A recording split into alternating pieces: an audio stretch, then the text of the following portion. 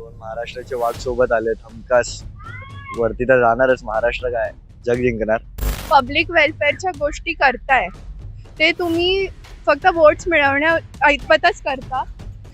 जेव्हा ते प्रॅक्टिकली करायची वेळ येते तेव्हा ती लाईक ऑन द स्ट्रीट्स आपल्याला दिसत नाही. त्याने गार्डनचं काम खूप अगोदरच सुरू केलेलं आणि ते गार्डनचं काम संपलंय, म्हणजे ऑलमोस्ट झालंय, पण स्टील डोंट नो वाय की त्यांनी ते ओपन नाही केलंय. 12 महिने असतात, 12 महिन्याच्या 12 महिने तुम्ही या बदल करा, लोकांमध्ये उठणं बसणं करा. पॉलिटिशियन येतं म्हणून त्याच्या आधी तुम्ही फक्त 10 दिवस 5 दिवस तोंड दाखवणार गरजेचं नाही. तर मराठी माणसं स्वतःमध्येच एवढे डिवाइड झालेले आहेत की ते लोक किती एकमेकांसाठी स्टँड घेतात त्याच्यावर खूप गोष्टी डिपेंड करतात. खूप ट्रॅफिक लागतं, खूप अवघड आहे तिकडे जाणं. शिवडीला जाणं पण असं एका ब्रिजने जायचं असतं, बट ते एवढ्या लांबून ते खूप अवघड होऊन गेलंय. ते एकच रिक्वेस्ट आहे, ते लवकरात लवकर काम पूर्ण करा आणि त्याच्याकडे लक्ष द्या.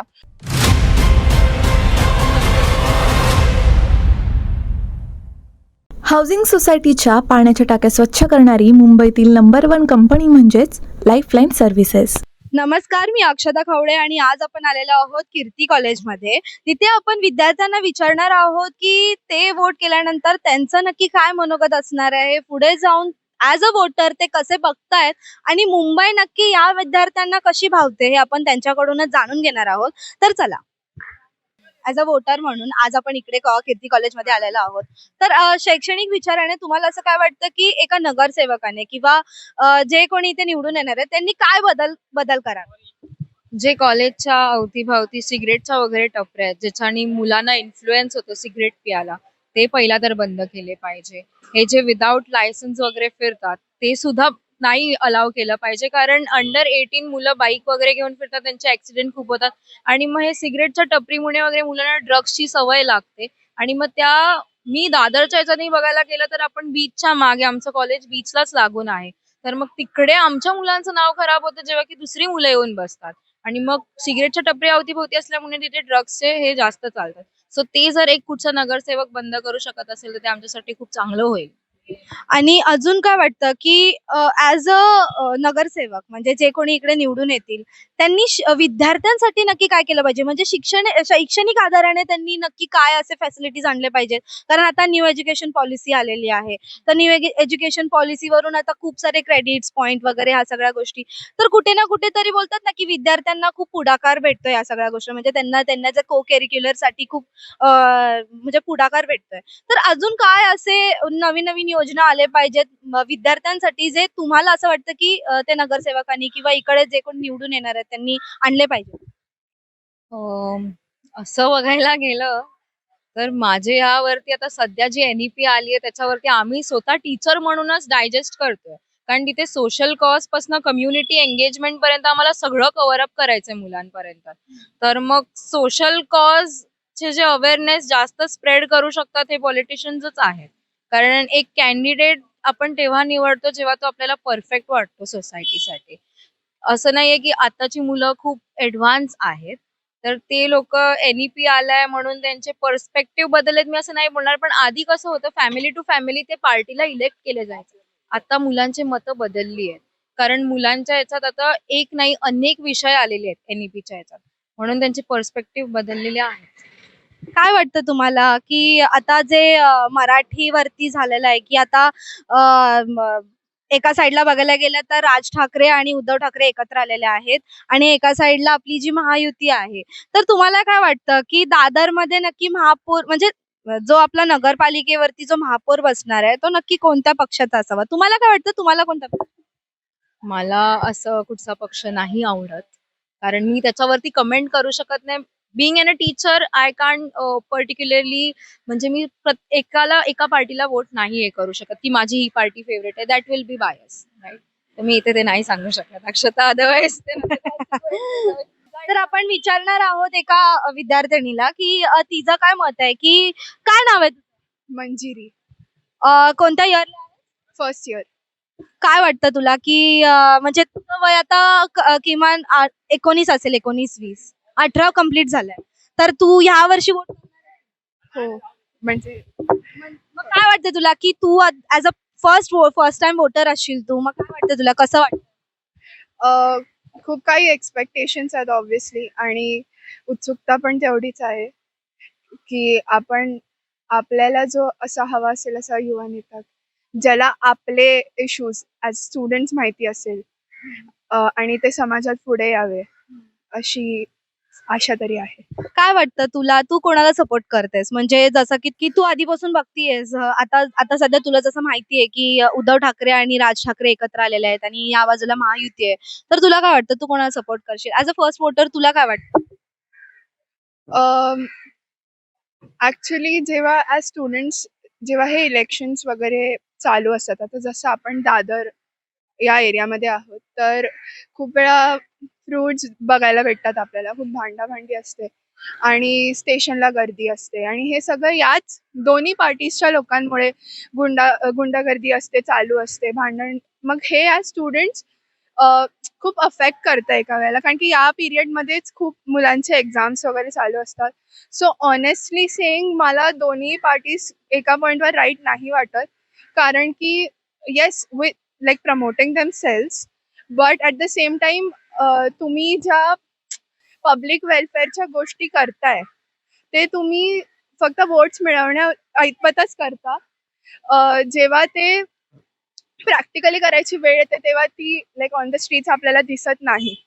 तर दोन्हीही नाही म्हणू शकत मी की मी कोणाला वोट करेन ॲक्च्युली. मग तुझं काय मत आहे की जर समजा या दोघांमधलाच एखादा जरी आपल्या इकडे नगरसेवक निवडून येईल, तर खरंच विद्यार्थ्यांचे जे काही मागण्या आहेत ते पूर्ण होतील? आता तुझ्या काय आहेत? म्हणजे पर्सनली तुला काय वाटतं की एक विद्यार्थ्याच्या पॉइंट ऑफ व्ह्यूने तुला काय वाटतं की काय नक्की बदल आणले पाहिजे? असं खूप वेळा जाणवून येतं की इलेक्शन्सच्या वेळेला ट्रान्सपोर्टचा इश्यू होतो किंवा खूप वेळेला एक्झाम्स वगैरे चालू असतात आणि रॅलीज चालू होतात. मी ओव्हरऑल म्हणायला गेलं तर जर निवडून आले तर तुला काय वाटतं की तू ऍज अ स्टुडंट म्हणून तू काय मागण्या, म्हणजे तुला काय असं वाटतं की त्या या गोष्टी ऍज अ स्टुडंट म्हणून त्या पूर्ण झाल्या? पण मला सांग की मराठी माणूस, आता जसं की तूही महाराष्ट्रीयन आहेस, तर तुला काय वाटतं मराठी माणसाला इथे हक्क भेटला पाहिजे की नाही? म्हणजे शैक्षणिक आधार असू दे किंवा आपण म्हणजे बोलतात ना उद्योग आधारी असू दे किंवा काही, तर मराठी माणसाला इथे हक्क भेटला पाहिजे आणि तो अद्याप भेटत नाहीये का? काय वाटतं तुला? पॅन इंडिया लोक आहेत, तुम्हाला सगळ्या स्टेट्समधली लोक मिळतील. तर खूप वेळा असं होतं की जेव्हा आपण एज्युकेशनल इन्स्टिट्यूट्स बद्दल बोलतो तेव्हा आता जसं कीर्ती महाविद्यालय आपण बोलू तर इथे पण एक अमाऊंट ऑफ पॉप्युलेशन आहे जी इकडची नाही आहे, जी महाराष्ट्र नाही आहे. But due to the class system किंवा कमी पर्सेंटेज असल्यामुळे पण बाहेरची लोक युपी किंवा त्या साईडची लोक पण इथे येऊन शिक्षण घेत आहेत. जेव्हा की आता बाकीचे जर तुम्ही फोर्थ साईडचे कॉलेजेस बघितले तर तिथे काही कॉलेजेसमध्ये पंजाबी याला हे देतात, कोटा देतात, गुजराती कोटाज आहेत. तिकडे मायनॉरिटी त्यांच्या मायनॉरिटीजला कोटाज आहे, तर कीर्ती महाविद्यालय याला मराठी लोकांसाठी कोटा का नाही? मुंबई महानगरपालिकेमध्ये जो महापौर येईल किंवा जो नगरसेवक येईल इकडून जो निवडून येईल, त्याच्या म्हणजे त्याच्या आधारे तुझा ऍज अ स्टुडंट म्हणून काय पर्स्पेक्टिव्ह आहे पूर्ण ऑल ओव्हर स्टुडंटचं, की काय वाटतं तुला की अजून काही शैक्षणिक आधारित बदल झाला पाहिजे? लाईक अजून गेम्स ठेवले पाहिजेत आणि NEP बद्दल काय? NEP बद्दल तर न्यू एज्युकेशन पॉलिसी चांगली आहे की हे लोकांनी केलं आहे, कारण आम्हाला आता चांगला यूज होत आहे त्याचा. कॉलेजमध्येच एक्झाम्स होतात, बाहेर जायला नाही लागत आहे. सो चांगलं केलंय. अजून काय नवीन असतील फॅसिलिटीज जे येत असतील तर अजून चांगलं होईल आमच्यासाठी. काय वाटतं तुला काय असे फॅसिलिटीज असले पाहिजे? एवढं मला आयडिया नाही. काय वाटतं तू ह्या वर्षी वोट करणार की नाही आणि कोणाला करशील? म्हणजे तुझं असं पर्स्पेक्टिव्ह फेवरिझम? खरं बघायला गेलं ना तर वोटिंग मी नाहीच करत आहे, कारण मी काढलंच नाही वोटिंग कार्ड. माझं एज झालंय, पण मला पॉलिटिक्स बद्दल एवढं नॉलेज नाहीच आहे काहीच. तर मला असं विचारायचं आहे की तुला काय वाटतं की तू ऍज अ स्टुडंट म्हणून तुला काय वाटतं की काय असे बदल आले पाहिजेत आणि तुझ्या नजरेनुसार असं काय अजून बदल? आता निवडणूक येणारच आहेत, तर तू फर्स्ट वोटर असणार आहेस, हा, तर तुला काय वाटतं? आता मला तरी निवडणुकीवरून एवढंच अपेक्षा आहे की जे पण आमच्या इथे निवडून येतील किंवा जे कोणी येतील, तर कॉलेजमध्ये पहिले तुम्ही या, कॉलेजमध्ये बघा की ऍज अ स्टुडंटला त्याला ती फॅसिलिटीज पूर्ण भेटते की नाही भेटत आहे. भले तो पूर्ण फीस भरतोय बट त्याला त्या स्कॉलरशिपचे पैसे येतात येत नाही तुम्हाला काहीच आयडिया नाही. आम्हाला आमच्या स्कॉलरशिपसाठी पळावं लागतं.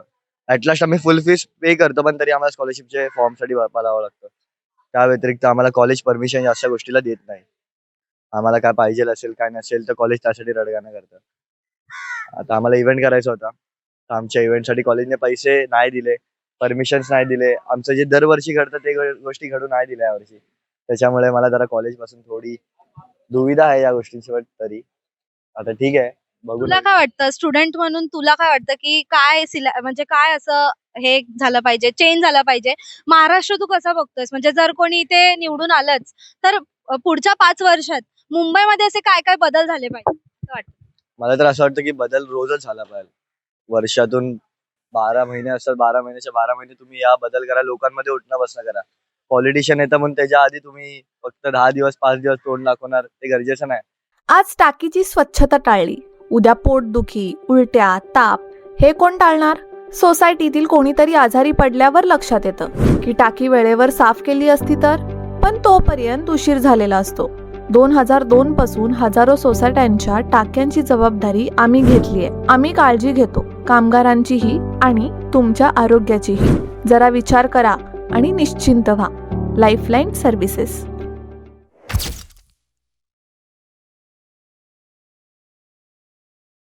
तुम्ही या जरा बघा लोकांमध्ये की त्यांना जे तुम्ही प्रॉमिस केलं होतं ते तुम्ही पूर्ण केलंय का? कारण कुठल्या कुठल्या जागेवरती आता पाणी नाही भेटत आहे. आता तुम्ही रोडचं काम काढलंय. जी गोष्ट तुम्ही वर्ष सुरू केलं पाहिलं होतं ती गोष्ट तुम्ही आता इलेक्शनच्या 10 दिवस आधी सुरू करता. तू इकडचं स्थानिक आहे? हो, मी तर राहतो दादर. अच्छा. मग तुला काय वाटतं की स्थानिक म्हणून पुनर्विकासाच्या नावाखाली काय होतं इकडे? म्हणजे तू स्थानिक आहेस इकडे आणि तू इकडे दादर परिसरात म्हणायला गेलं तर जुन्या बिल्डिंग आहेत, काय आहे, पण त्यांचं अद्याप काम म्हणजे झालेलं नाहीये आणि तू जिथे राहतोस तिथेही म्हणजे डेव्हलपमेंटची काही कामं अजूनपर्यंत बाकी आहेत. तर तुला काय वाटतं की कसं म्हणजे 5 वर्षात हे होईल का? किती किती दिवस झाले नक्की खरं सांगा? जसं की तू स्थानिक आहेस आणि तू असं म्हणलास की तू दादरला राहतोस. तर तुला काय वाटतं की तुझ्या परिसरात असं काय डेव्हलपमेंट झालं पाहिजे? काय काय आलं पाहिजे नवीन असं? आता जसे की माझ्या इथे जे पॉलिटिशियन उभे आहेत, आम्हाला माहिती आहे जे कोणी निवडून येणार ते आम्हाला माहिती आहे दादरमध्ये ते करणारच. कारण प्रत्येक वर्षी प्रत्येक 5 वर्षाच्या आतमध्ये आमच्या इकडे सगळं घडतंच. तर डेव्हलपमेंट तर आमच्या एरिया हमखास आहे. दादर बोललं तर मराठींची जानच आहे. पण त्यात मला असं काय वाटत नाही की काय डेव्हलपमेंट करायची गरज आहे का काय वाटतं मराठी माणूस कमी होत चाललाय का? दादरमध्ये. म्हणजे दुकान वगैरे मध्ये बघायला गेलं तर मराठी माणसांचं थोडं कमी झालं, बट राहण्यापासून तर सगळं दादर मराठीच आहे. काय वाटतं आता इथून पुढे 5 वर्षामध्ये जो कोणी इकडे निवडून येईल, 5 वर्षामध्ये मराठी माणसाचं अस्तित्व परत येईल इकडे? आता मी तर ऍज अ मनसेवाला आहे, सो मला म्हणजे तू राज ठाकरेंचा सपोर्ट करतो. हमखास काय वाटतं आता उद्धव बाळासाहेब ठाकरे आणि राज ठाकरे तर आता त्यांची युती झालेली आहे. तर काय वाटतं आता मराठी माणसांना खरंच न्याय भेटेल? 2 महाराष्ट्राचे वाघ सोबत आलेत, हमखास वरती तर जाणारच. महाराष्ट्र काय जग जिंकणार. बट आता सध्या आमच्या इथे जे निवडून येतील मनसे बसून तर आम्हाला माहिती आहे त्यांनी दरवर्षी काहीतरी केलं, यावर्षी पण ते काहीतरी करणार हमखास. जय महाराष्ट्र. मग तू कोणाला वोट करणार? जर आता तू वोट करणार आहेस तर? ते सांगू नाही शकत. धन्यवाद. काय नाव आहे तुझं? माझं नाव हर्ष कदम. मी आता कीर्ती कॉलेजमध्ये विद्यार्थी आहे. काय करतोयस म्हणजे कोणत्या वर्षात? मी आता लास्ट इयरला आहे BMM. मग काय वाटतं तुला की ॲज अ स्टुडंट म्हणजे ॲज अ विद्यार्थी म्हणून तुझा काय पर्स्पेक्टिव्ह आहे की पुढे जाऊन नक्की काय असे बदल आले पाहिजेत तुमच्या नजरेनुसार? बदल आता ह्याचा अर्थ आता बऱ्याच वेळी असं होतं की कॉलेज फेस्ट होतात किंवा कॉलेजमध्ये कोणताही प्रोग्राम होतो ना, तर बऱ्याच वेळी असं होतं की कॉलेजमध्ये त्या स्टुडंट्सला खूप प्रॉब्लेम फेस करायला लागतात. सो मला फर्स्टली तर असंच वाटेल की जो कोणी लीडर असेल ना, तर प्रत्येक स्टुडंटला एवढी फ्रीडम असावी की तो हक्काने जाऊन त्यांच्याकडे हेल्प मागू शकतो आणि ते त्याला हेल्प करायला येतील सुद्धा. काय वाटतं इकडे जे नगरसेवक येतील निवडून त्यांच्या आधारे खरंच ह्या सगळ्या गोष्टी पूर्ण होतील? म्हणजे जे तुम्ही ॲज अ स्टुडंट म्हणून आता तुम्ही बोललात की तो फ्रेंडली असला पाहिजे, बरोबर? जे कोणी नगरसेवक असतील ते. मग खरंच असं होईल पुढे जाऊन? आणि तू कुठे राहतोस? तू दादरला? हा, मी एक्झॅक्टली कॉलेजच्या राईट साईडलाच राहतो, समोरच म्हणजे. मग काय वाटतं आता तू एक स्वतः वोटर आहेस म्हणजे आता ह्या वर्षी कदाचित वाटतं तुझं पहिलं वोटिंग असेल. मग काय वाटतं तुला? तू कोणाला वोट करशील? मी ऑफकोर्स शिंदे गटाला करेन, कारण का मी स्वतः त्या पक्षात होतो आधी 1-1.5 वर्षासाठी. नंतर म्हणजे खूप चांगला एक्सपिरियन्स होता माझा, म्हणजे लोकांना हेल्प करण्यापासून काही म्हणजे तिकडे जे पॉलिटिक्स शिकायला भेटतं ते सगळंच. बट कसं म्हणतात इन द एंड आपल्याला कॉलेज लाईफ मॅनेज करायचं होतं, त्यामुळे सोडावं लागलं ते. बट माझं वोट त्यांनाच असेल, कारण का मी पर्सनली त्यांच्याकडनं माझ्या फॅमिलीला खूप हेल्प झालेली बऱ्याच वेळा. So, आणि काय वाटतं की पुढे जाऊन आता तू जसं बोललास की तू दादरलाच राहतोस. दादरला इकडे खूप पुनर्विकासाच्या नावाखाली डेव्हलपमेंट्स अद्याप थांबलेले आहेत. म्हणजे कन्स्ट्रक्शन चालू झाल्यात, पण कन्स्ट्रक्शन ते अजूनपर्यंत पूर्ण नाही झालेत. तर तुला काय वाटतं, तू काय सांगशील येणाऱ्या नगरसेवकाला की ते कसं पूर्ण झालं पाहिजे आणि तुझ्या पर्स्पेक्टिव्हनी ते तू कसं सांगशील? सो फर्स्टली तर मी एक तुम्हाला एक्झाम्पल द्यायला गेलो ना, तर माझ्याच एरियात एका पक्षाने गार्डनचं काम खूप अगोदरच सुरू केलेलं आणि ते गार्डनचं काम संपलंय, म्हणजे ऑलमोस्ट झालंय, पण स्टील डोंट नो वाय की त्यांनी ते ओपन नाही केलंय. बऱ्याच वेळा असं होतात की आता एरियातल्या मुलांना किंवा बाकीचे जे आहेत म्हणजे म्हातारे लोक, त्या लोकांना बऱ्याच वेळा त्या गार्डन मध्ये जायचा चान्स हवा असतो, किंवा कारण का एक चांगली जागा आहे ना ती आता एरियामध्ये, जे एरियातली जागा त्यांना आम्ही दिली आहे त्या डेव्हलपमेंटसाठी. बट काय माहिती बिकॉज ऑफ एनी रिझन्स त्यांनी ते गार्डन ओपन नाही केलंय. सो मला असं वाटेल की फर्स्टली जोही इलेक्ट होईल इथे त्यांनी ते ओपन करावं, कारण का म्हणजे ती जी वास्तू त्यांनी बांधली त्या वास्तूचा यूज तर झाला पाहिजे लोकांना. अजून काय वाटतं दादा तुला की खरंच इथे पुनर्विकास होईल पुढे जाऊन की नाही? कारण चल ठीक आहे, तुला एक मराठी माणसाबाबतीत प्रश्न विचारते. खरं तर असं म्हणायला जातं की मराठी माणूस आता हद्दपार होत होत चाललाय मुंबईमधून. त्यावर तुझं काय मनोगत? पहिलं जर असं म्हणायला गेलो तर मराठी माणसं स्वतःमध्येच एवढे डिवाइड झालेले आहेत की ते लोक किती एकमेकांसाठी स्टँड घेतात ह्याच्यावरती खूप गोष्टी डिपेंड करतात. महापालिका निवडणूक लढायची आहे, मग प्रभागासाठी तुमचं विजन काय? तुम्हाला ही निवडणूक का लढायची आहे? साऊथ मुंबई न्यूज चॅनलवर देता येईल याच प्रश्नाची उत्तरं. माझा प्रभाग माझा विजन, मुलाखतीचा स्पेशल शो. मुलाखतीची वेळ 20 ते 30 मिनिटं. अद्ययावत स्टुडिओ आणि 2 कॅमेरा सेटवर होईल रेकॉर्डिंग. मुलाखत साऊथ मुंबईच्या सर्व सोशल मीडिया अकाउंटवर प्रसारित केली जाईल. अधिक माहितीसाठी संपर्क साधा 8108711318 या क्रमांक नंबरवर. आणि ऑफकोर्स पॉलिटिक्स एक अशी गोष्ट आहे जी सगळ्यांना जोडून ठेवेल. आता जो आमच्या एरियामध्ये किंवा आमच्या वॉर्डमध्ये जो निवडून येईल त्याचा हा रोल तर असलाच पाहिजे की म्हणजे ते दोघंही जे आमचे इथे उभे आहेत मेन लोक, ते दोघंही मराठी आहेत. सो त्यांचा फर्स्ट मोटिव्ह तरी असा पाहिजे की ते लोक सगळ्या मराठी लोकांना एकत्र ठेवतील. असं काय वाटतं आता जो येईल नगरसेवक किंवा जो महापौर तिकडे बसेल आपल्या महानगरपालिकेमध्ये, तो खरंच मराठी माणसाला न्याय म्हणजे आणून देईल की अजूनही मराठी माणूस तिकडेच त्याच 10 बाय 10च्या खोलीमध्ये जाऊन पडेल किंवा कुठल्या तरी कोपऱ्यात जाऊन पडेल? काय वाटतं? खरं तर हे सांगणं खूप जास्त कठीण आहे, कारण का गेले किती वर्ष येतात वोट मागायच्या वेळेस तेव्हा ते लोक आपल्याला आश्वासन देतात, पण जेव्हा ते लोक निवडून आल्यानंतर त्यांच्याकडनं ती कामं होतच नाहीत की मराठी माणसाला तो स्टँड भेटेल जो त्याला भेटला पाहिजे महाराष्ट्रात किंवा मुंबईमध्ये. आणि आपण आजपर्यंत तर कायम मराठी माणसांना प्रायोरिटी देत आलो, म्हणजे मी माझ्या लाईफमध्ये असेल किंवा एरियातलं जो छोटा मोठा नगरसेवक असतील ते लोक तर देतातच, पण आता जे वरच्या पदावरती बसतात त्यांनी पण त्यांना सपोर्ट करून जर काही गोष्ट चांगली झाली तर होईल, म्हणजे ऑफकोर्स होईल. बट फक्त ते लोकांनी पण पैसे खाणं किंवा अशा काही गोष्टी सोडून जर खरंच माणसांचा विचार केला ना तर खूप बेटर होईल. कोणत्या दृष्टिकोनाने वोट करशील यावर्षी? मी आता बघायला गेलो तर अशा कोणाला तरी निवडून देण्याचा माझा प्रयत्न असेल जो खरंच फर्स्टली अवेलेबल असेल लोकांसाठी. कोणालाही गरज लागली तर आपण त्याच्याकडे हक्काने जाऊन मागू शकतो की हा म्हणजे मला मदत हवी, आणि ते जो समोरचा माणूस असेल तो खरंच त्यांना हेल्प करेल. कारण का बऱ्याच वेळ असं होतं की माणसं हेल्प मागायला जायला पण त्यांना एवढा वेळ लागतो, तिथे गेल्यानंतर पण भेटायचा चान्स नाही भेटत.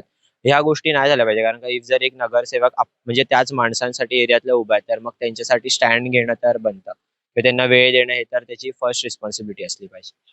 मग आता तुला एक शेवटचा प्रश्न आहे की तुला काय वाटतं आता 2017 ते 2025 पर्यंत आपल्याकडे अद्याप नगरसेवक नव्हते, बरोबर? आणि आता ही जी नगरसेवकाची जी वोटिंग म्हणजे इलेक्शन आहे, त्याच्या पुढे जे काही राहिलेली कामं आहेत विद्यार्थ्यांसाठी, जे काय आता तू बोललास की ही जी धोरणं होती ती पास झाली पाहिजेत, हे खरंच तुम्ही स्वतःहून जाऊन नगरसेवकाला सांगाल? कारण कसं आहे की फक्त नगरसेवकच नाही, माणूस पण कुठे ना कुठेतरी जाताना चुकतो, म्हणजे माणूस पण तिथपर्यंत जात नाही. तर आपल्या समस्या आपण घेऊन गेलं पाहिजेत की ते आपल्या दारात आले पाहिजेत? नाही, ऑफकोर्स जर आपल्याला पहिलं तर आपली रिस्पॉन्सिबिलिटी आहे, कारण का त्यांच्याकडे पण बरीच लोक आहेत ज्यांना त्यांना सांभाळावं लागतं. सो आपली फर्स्ट रिस्पॉन्सिबिलिटी बनेल की जर आपल्याला कोणती गोष्ट अडते तर आपण समोरून जाऊन त्यांच्याकडे हेल्प मागू. कारण का असं तर होणार नाही की त्यांना न कळत म्हणजे आपण त्यांना न सांगतानाच त्यांना कळेल की आपल्या लाईफमध्ये काहीतरी प्रॉब्लेम आहे किंवा सामान्य माणूस कोणता तरी प्रॉब्लेम फेस करतोय. सो मला असं वाटतं की फर्स्टली आपली रिस्पॉन्सिबिलिटी असेल की आपण त्यांच्याकडे जाणं. तर तिथे गेल्यानंतर ते आपल्या प्रश्नांचं निवारण करतात की नाही हा मग त्यांचा भाग आहे. की विद्यार्थी म्हणून तुला काय वाटतं की काय बदल आले पाहिजेत? आता तरी बदल आले पाहिजेत हे जे तू कित्येक वर्ष बघितले नाहीयेत पण आता ते आले पाहिजेत. ऍक्च्युली फीज बद्दल बोलायला गेलं तर ओपनवाले जे आहेत त्यांच्यासाठी तर खूप त्यांना तर फीज भरावीच लागते. फीजचं फीजसाठी ज्यांना कन्सेशन आहे ते काय कास्टवाले आहेत, बट ओपनवाल्यांसाठी सर्वच अफोर्ड नाही करू शकत ना कॉलेजमध्ये. सो मला असं वाटतं की त्यांच्यासाठी काहीतरी फॅसिलिटी यावी की त्यांनी त्यांच्यासाठी पण एज्युकेशन चीप व्हावं एवढंच. बाकी आता काय अजून काय वाटतं तुला की खरंच फीजमुळे म्हणजे जसं तू कीर्ती कॉलेजमध्ये आहेस आणि कीर्ती कॉलेज मराठी माणसांना प्राधान्य देतंय की नाही? हो, कीर्ती कॉलेजमध्ये तरी मराठी माणसांना मला प्राधान्य असं वाटतंय. कारण कीर्ती कॉलेजमध्ये अशा स्कॉलरशिप्स पण आहेत की ज्या म्हणजे ओपनवाल्यांसाठी पण आहेत की ज्या फीज भरतात त्यांना ती अर्धी फीज परत मिळेल असं त्यांच्याकडे आहे स्कॉलरशिप. सो मला असं वाटतं कीर्ती कॉलेज. काय वाटतं इकडे जे येणारे नगरसेवक असतील तू कुठला राहणार आहेस ना? भांडूप. बरं तू भांडूपला तुला काय वाटतं की भांडूपमध्ये जे पुनर्विकास आहे काय वाटतं भांडूप मध्ये काय असे बदल झाले पाहिजे? अद्याप तू आता लहानाचा मोठा झालास तर. तू तुझ्या दृष्टिकोनाने काय वाटतं की अजूनपर्यंत भांडूप अंडर डेव्हलपच आहे का? म्हणजे अजून कित्येक कामं आहेत ती बाकी आहेत? ऍक्च्युली भांडूप हे अंडर डेव्हलप्ड आहेच. तिथे स्टेशनच्या साईडला ज्या आपण बोलतो वस्ती वगैरे आहेत ते जर आपण काढल्या आणि तिथे जर डेव्हलपमेंट झाली तर मला असं वाटतंय भांडूप पण डेव्हलप होईल. तर शैक्षणिक आधारावर काय वाटलं पाहिजे आणि तू कुठल्या मूळचा राहणार? बरं तू प्रभादेवीचा राहणारा आहेस आणि तुझं नाव काय? अथर्व भगत. मग तू प्रभादेवीला राहतोस मग काय वाटतं प्रभादेवी अजूनपर्यंत अंडर डेव्हलप आहे पुनर्विकासाच्या नावाखाली अजून तिकडे काय गोष्टी अशा आल्या पाहिजेत काय धोरणं आली पाहिजेत ते तुला वाटतं? अजून तरी अंडर डेव्हलप आहे, अजून डेव्हलप व्हायला पाहिजे खूप. म्हणजे जसं की कन्स्ट्रक्शन चालू झालं की मग चालूच राहतं, लवकर संपत नाही. आणि बीच वरती पण बघितलं तर बीच वरती पण कचरा असतो ते की जे साफ करायला असतं नाही साफसफाई होत. प्रभादेवी ब्रिज बद्दल काय बोलशील? आता ते तुटून कमीत कमी 2 ते 3 महिने झालेत आता. तर तुला काय वाटतं की त्याचा त्रास किती आहे आणि अद्याप त्याचं काम अजूनपर्यंत इतकं जोमाने तर चालू नाही वाटत आहे? पाणी हे केवळ शरीराची गरज नाही, ते मनाचीही शांतता आहे. जेव्हा तुम्हाला माहीत असतं की आमचं पाणी शुद्ध आहे, सुरक्षित आहे, तेव्हा मनही निर्धास्त राहतं. गेली 22 वर्षे टाकी स्वच्छतेचं काम जबाबदारीने करत आहोत. नियमित सेवा, अनुभवी टीम आणि कायद्याची पूर्ण पूर्तता. स्वच्छता आमच्यावर सोडा आणि निश्चिंत रहा. लाईफलाईन सर्व्हिसेस, मनशांतीचं पाणी.